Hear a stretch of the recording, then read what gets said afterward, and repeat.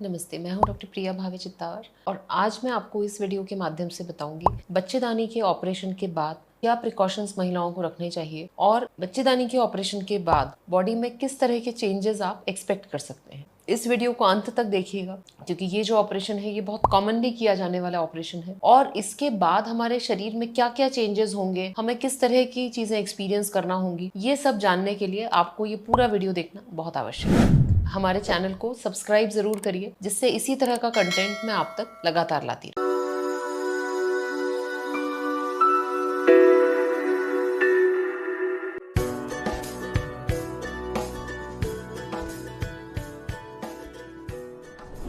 बच्चेदानी का ऑपरेशन यानी हिस्टेरेक्टमी। तो जब हम बात करते हैं कि हिस्टेरेक्टमी का ऑपरेशन हो चुका है और अब हमें किस तरह के प्रिकॉशंस लेने हैं, तो ये दो चीजों पर निर्भर करेगा। पहला ये कि हिस्टेरेक्टमी किस कारण से की गई थी। दूसरा बहुत महत्वपूर्ण है कि बच्चेदानी किस टेक्निक से निकाली गई है। क्या ये ओपन सर्जरी है उसके द्वारा निकाली गई है, या फिर दूरबीन के द्वारा ऑपरेशन हुआ है, या फिर वेजाइनल सर्जरी यानी माहवारी के रास्ते यूट्रस की सर्जरी की गई है। साथ ही बहुत इंपॉर्टेंट चीज है कि क्या यूट्रस के साथ में ओवरीज निकाली गई हैं या उन्हें प्रिजर्व किया गया है। ये इसलिए इंपॉर्टेंट है कि जो हार्मोन सिक्रीट होते हैं हमारे शरीर में, ईस्ट्रोजन और प्रोजेस्टेरॉन, वो ओवरीज से सिक्रीट होते हैं। यूट्रस मात्र एक जगह है जहां पर बेबी ग्रो करता है। यूट्रस का रहना ना रहना हमारी हेल्थ के लिए इम्पोर्टेंट नहीं है। यूट्रस केवल वो जगह है जहां से माहवारी आती है, परंतु जो हार्मोन्स जो हमारे हेल्थ के लिए आवश्यक हैं या जिनके रहने नहीं रहने से हमारे शरीर में चेंजेस आ सकते हैं, वो ओवरीज से बनते हैं। अधिकतर केसेस में यदि महिला यंग है, ओवरीज हेल्दी है, तो केवल यूट्रस और सर्विक्स निकाला जाता है। ओवरीज आमतौर पे निकाली नहीं जाती हैं। तो आइए जानते हैं कि क्या वो प्रिकॉशंस हैं जो महिला को यूट्रस रिमूवल सर्जरी के बाद लेने चाहिए। सबसे पहला जो प्रिकॉशन है वो है शॉर्ट टर्म प्रिकॉशंस, यानी कि डिस्चार्ज से लेके अगले 7 दिन तक आपको क्या प्रिकॉशंस लेने हैं। दूसरे वो प्रिकॉशंस हैं वो 7 दिन से लेके 7 हफ्ते तक, इन दोनों को मैं विस्तार से कवर करूंगी। पहले 7 दिन के जो प्रिकॉशंस हैं, सबसे इंपॉर्टेंट है कि आपका अभी अभी अस्पताल से डिस्चार्ज हुआ है। आपके डिस्चार्ज समरी में डॉक्टर कुछ एंटीबायोटिक्स और पेन किलर मेडिकेशंस लिखते हैं। ये दवाइयां आपको निर्धारित समय पे निर्धारित तरीके से लेना बहुत आवश्यक है, क्योंकि इस समय बॉडी में एक सर्जिकल स्कार है जो अभी पूरी तरह से हील नहीं हुआ है। तो उस हीलिंग के दौरान आपको दर्द हो सकता है, उसमें इन्फेक्शन की एक बहुत छोटी संभावना रहती है। तो डिस्चार्ज के समय जो मेडिकेशंस हैं वो प्रॉपरली समझें और उसको नियमित तरीके से लें। पहले 7 दिन इवन इफ आपकी ओपन हिस्टेरेक्टमी हुई है या लैप्रोस्कोपिक हिस्टेरेक्टमी हुई है, मैं यही प्रेफर करती हूँ कि patients should take it easy, यानी कि आप अपना खुद का काम, आप उठ के टॉयलेट जा सकते हैं, उठ के खाना खा सकते हैं, टीवी देख सकते हैं, बैठ के किताब पढ़ सकते हैं, परंतु पहले 7 दिन में आप घर के कामकाज या फिर कोई भी हैवी वर्क या अननेसेसरी ट्रैवल या फिर जिमिंग या कोई भी एक्सरसाइजिंग आप पूरी तरह से अवॉइड करिए। उसका कारण ये है, लैप्रोस्कोपिक सर्जरी में ऊपरी इंसिजन बहुत छोटा रहता है, परंतु अंदर से पूरा यूट्रस निकाला गया है और ये हीलिंग प्रोसेस आपके बॉडी के अंदर चल रहा है जो आपको ऊपर से नहीं दिख रहा है। तो इसको रिस्पेक्ट करते हुए आपको अपनी एक्टिविटीज रिस्ट्रिक्ट करनी है। आप सीढ़ियां दिन में 2 या 3 बार चढ़ सकते हैं, आप आगे की तरफ झुक सकते हैं, परंतु आपको बहुत ज्यादा फॉरवर्ड बेंडिंग यानी कि आपका सिर घुटने से नीचे जाए इतना बेंड आपको नहीं करना है पहले 7 दिनों में।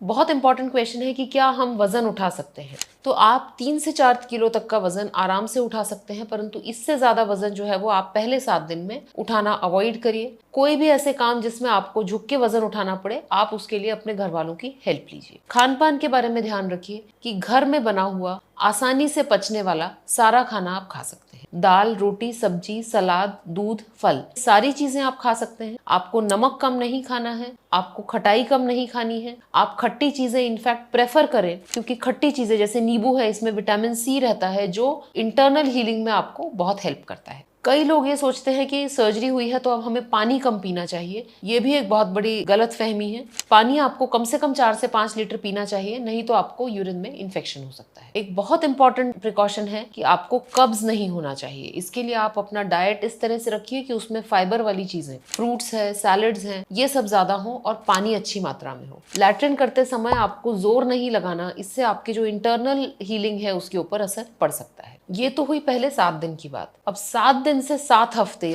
अब आप अपना धीरे धीरे जो अपना घर का रूटीन का काम होता है, किचन का काम होता है या नॉर्मल आपके घर की हल्की फुल्की साफ सफाई होती है, ये आप धीरे धीरे शुरू कर सकते हैं। इसमें ध्यान रखिए कि हर बॉडी की जो हीलिंग है वो अलग पेस पे चलती है। हर महिला का जो ऑपरेशन के पहले की और बाद की स्थिति है वो अलग है। तो अपनी शरीर क्या कह रहा है इसके ऊपर ध्यान दीजिए। जो भी चीज से आपको दर्द हो रहा है, आपको अनकंफर्टेबल हो रहा है, वो आप वहीं पर रुक जाइए, उसको आपको नहीं करना है। आप धीरे धीरे अपनी एक्टिविटीज बढ़ा सकते हैं। कई लोग पूछते हैं कि मैं एक्सरसाइज कितना जल्दी शुरू कर सकती हूँ, तो आप 7 दिन के बाद वॉकिंग शुरू कर सकते हैं। 5 से 6 हफ्ते बाद आप लाइट जिमिंग जो है वो चालू कर सकते हैं। सेक्सुअल इंटरकोर्स आपको 6 वीक्स तक अवॉइड करना है। उसका कारण ये है कि जो वेजाइना जहाँ पर स्टिचेस हमने लगाए हैं वो अभी पूरी तरह से हील नहीं हुए हैं।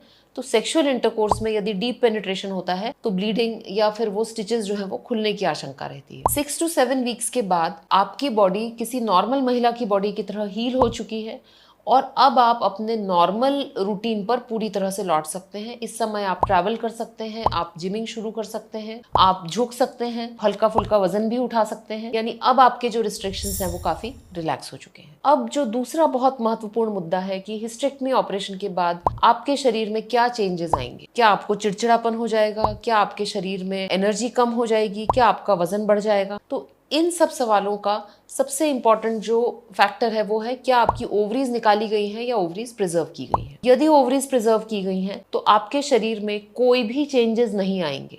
ओवरीज सुचारू रूप से ईस्ट्रोजन और प्रोजेस्टेरॉन प्रोड्यूस करती रहेंगी। किसी तरह की आपको हार्मोनल डेफिशिएंसी नहीं होगी। आपकी सेक्सुअल लाइफ पर किसी तरह का असर नहीं पड़ेगा क्योंकि केवल यूट्रस निकाला जाता है, वेजाइना वैसा ही रहता है और वेजाइनल हेल्थ के लिए जो ईस्ट्रोजन है वो ओवरीज से आपके प्रोड्यूस हो रहा है। यदि किसी कारण से आपकी ओवरीज निकाली गई हैं तो भी आपको पैनिक होने की आवश्यकता नहीं है। ओवरीज तभी निकाली जाती हैं जब वो अनहेल्दी हैं, उनके अंदर कोई ट्यूमर या गठान है और वो अपना काम बराबर नहीं कर रही या फिर उनका काम बंद हो चुका है, आप मीनोपॉजल हैं। तो यदि आपकी ओवरीज निकाली गई हैं, कुछ केसेस में डॉक्टर आपको हार्मोनल साइड इफेक्ट्स हैं, अचानक पसीना आना, गर्मी लगना, इसको कॉम्बैट करने के लिए छोटे समय तक ईस्ट्रोजन की टैबलेट्स भी देते हैं। यदि ओवरीज निकाल दी गई हैं तो कुछ महिलाओं में वेजाइनल ड्राइनेस की प्रॉब्लम आती है। इसका भी इलाज एक लोकल ईस्ट्रोजन क्रीम से बहुत आसानी से संभव है। तो अंत में मैं यही मैसेज देना चाहूंगी, बच्चेदानी की जो सर्जरी है ये एक लास्ट ऑप्शन होता है और ये तभी ऑप्ट किया जाता है जब महिला की हेल्थ को बरकरार रखने के लिए ये बिल्कुल ही जरूरी हो गया हो। इस ऑपरेशन को जब हम दूरबीन के द्वारा करते हैं तो हीलिंग बहुत फास्ट होती है, बहुत जल्दी आप अपने कामकाज पे लौट जाते हैं और इसके बाद आपकी बॉडी पर कोई भी मेजर चेंजेस नहीं आते हैं। आशा करती हूँ कि ये वीडियो आप सबको पसंद आएगा। इसको अधिक से अधिक शेयर करिए और इसको लाइक करिए, हमारे चैनल को सब्सक्राइब करिए जिससे इसी तरह की जानकारी मैं आप तक लगातार पहुँचाती रहूँ। धन्यवाद।